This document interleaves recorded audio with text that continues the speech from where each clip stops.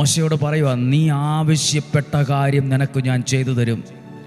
അപ്പോൾ അങ്ങനെ ആവശ്യപ്പെട്ട കാര്യം സാധിച്ചു കിട്ടണ ഒരു കാരണമുണ്ട്. എന്തെന്നാൽ ദ റീസൺ ഈസ്, നീ എൻ്റെ പ്രീതി നേടിയിരിക്കുന്നു. നിന്നെ എനിക്ക് നന്നായിട്ടറിയാം.